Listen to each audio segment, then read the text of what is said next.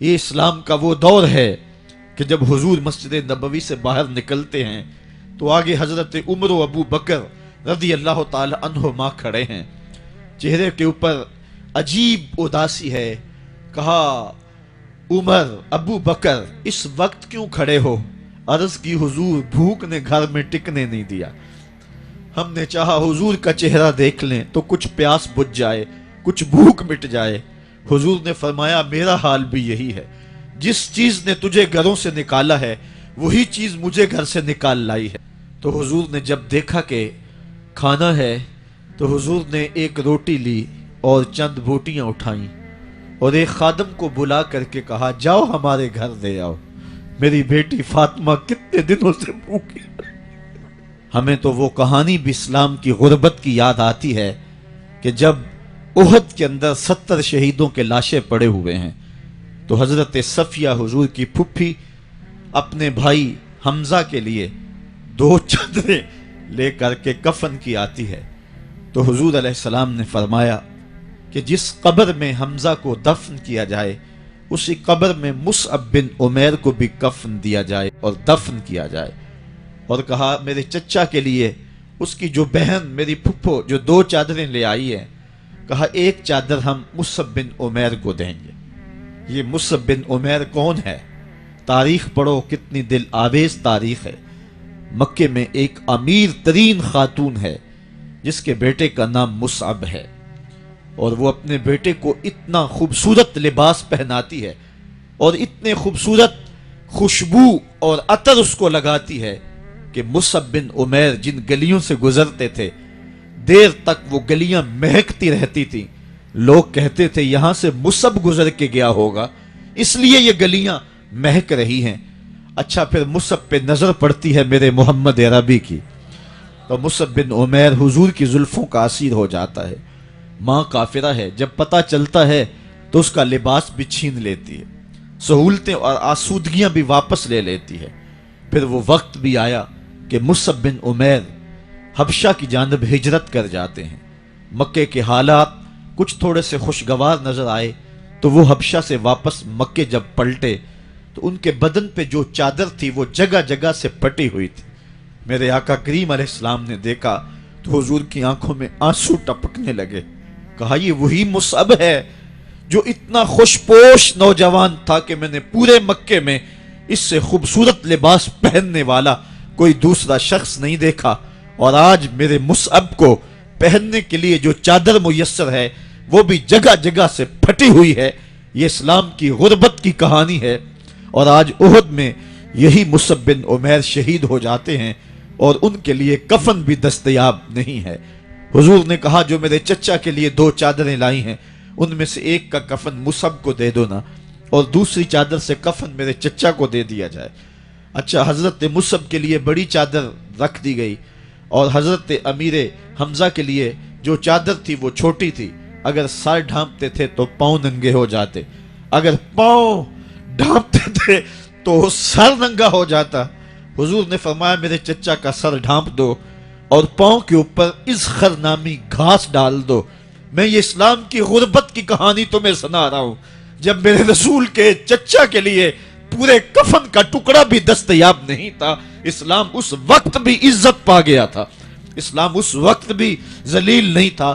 اسلام اس وقت بھی سربلند تھا، اور اسلام اس وقت بھی عزتوں کی مسند پہ تھا. یہ اسلام کا وہ دور ہے کہ جب حضور مسجد نبوی سے باہر نکلتے ہیں تو آگے حضرت عمر و ابو بکر رضی اللہ تعالی عنہما کھڑے ہیں. چہرے کے اوپر عجیب اداسی ہے. کہا عمر ابو بکر اس وقت کیوں کھڑے ہو؟ عرض کی حضور بھوک نے گھر میں ٹکنے نہیں دیا.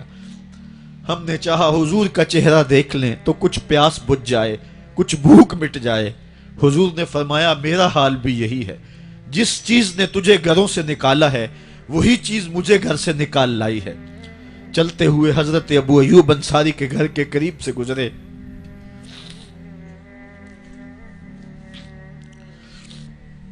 حضور کی خوشبو پا کے وہ باہر آ گئے. عرض کی بندہ نواز آج میرے مہمان نہیں بنتے؟ حضور نے کہا تمہاری مرضی. گھر لے گئے، چٹائی بچھائی، حضور کو بٹھایا.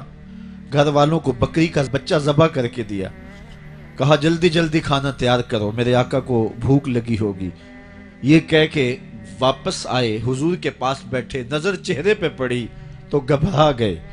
نکاحت کے آثار اتنے واضح تھے کہ سمجھ آ رہی تھی کتنے دنوں سے حضور نے کچھ نہیں کھایا۔ اٹھ کے باغ میں چلے گئے، کھجوروں کا خوشہ توڑا، حضور کے سامنے رکھا، کہا بندہ نواز جب تک کھانا تیار نہیں ہوتا یہ کھجوریں تناول فرمائیں۔ تھوڑی دیر کے بعد کھانا دسترخوان پہ لگ گیا، حضور سے عرض کی گئی حضور آئیں کھانا تناول کر لیں۔ حضور نے دسترخوان پر تشریف فرما ہو کر کے حضور نے کپڑا اٹھایا تو حضور نے جب دیکھا کہ کھانا ہے تو حضور نے ایک روٹی لی اور چند بوٹیاں اٹھائیں اور ایک خادم کو بلا کر کے کہا جاؤ ہمارے گھر دے آؤ، میری بیٹی فاطمہ کتنے دنوں سے بھوکی۔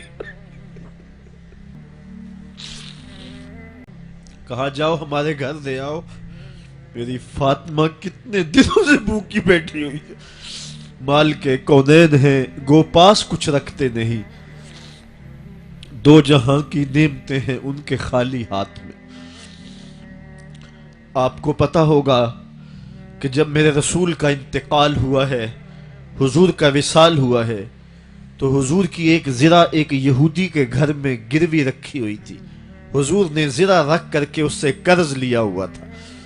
یہ اسلام کی غربت کی کہانی ہے، اور پھر اللہ نے اسلام کو امارت کے رنگ بھی دیے۔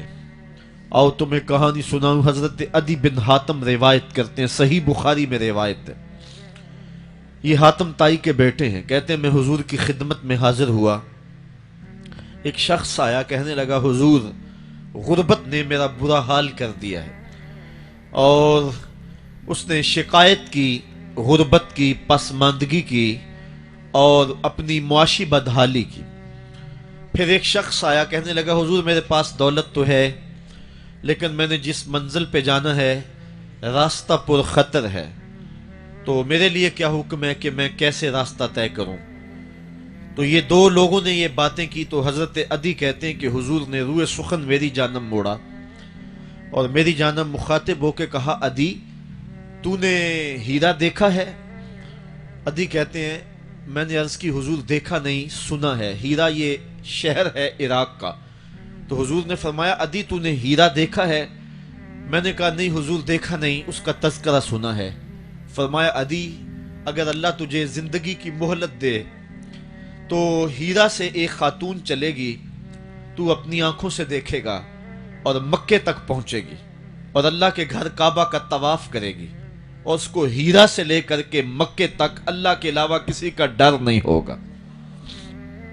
کہتے ہیں کہ میں نے دل میں کہا کہ پھر بنو طے کے ڈاکو مر گئے ہوں گے جنہوں نے عرب کے اوپر روب ڈال رکھا ہے، تو وہ تو پھر ختم ہو گئے ہوں گے۔ کہتے ہیں میں ابھی سوچ ہی رہا تھا کہ حضور نے مزید میری حیرت میں اضافہ کرتے ہوئے کہا عدی اگر تجھے اللہ نے زندگی کی مہلت دی تو تو دیکھے گا کہ کسرا کے خزانے تیری جھولی میں ہوں گے۔ تو اس دور کی سپر طاقت تھی۔ میں نے کہا حضور کسرا بن ہرمز؟ حضور نے فرمایا ہاں کسرا بن ہرمز۔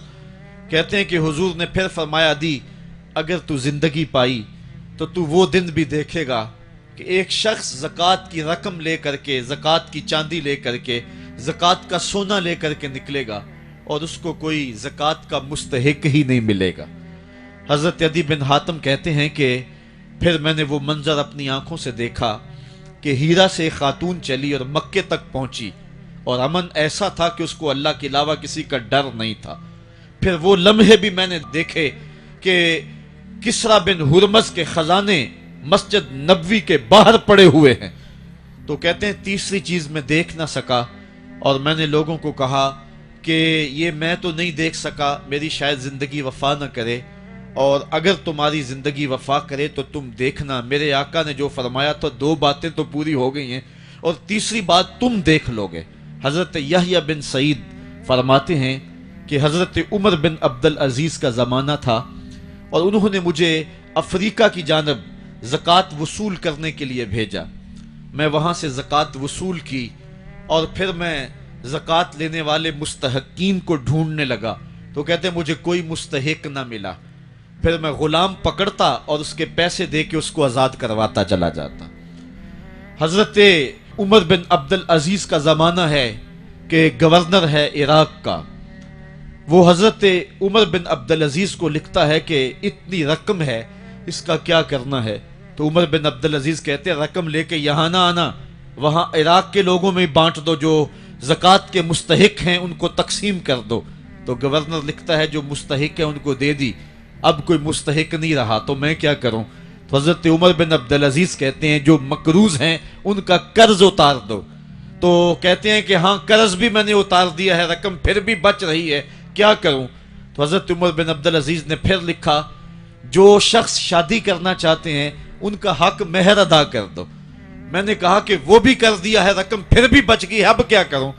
تو حضرت عمر بن عبد العزیز نے مجھے لکھا کہ جو غیر مسلم ہیں جنہوں نے ٹیکس دیا ہوا ہے، جتنا ٹیکس دیا ہے اس سے دگنے پیسے ان کو قرضے میں دے دو، اور ان کو کہو جاؤ اس کا کاروبار کرو، کھیتی باڑی کرو، اور ساتھ انہیں یہ بھی کہہ دینا قرض کی فکر نہ کرنا اور زیادہ اس میں پریشان نہ ہونا، جب دے سکو گے دے دینا۔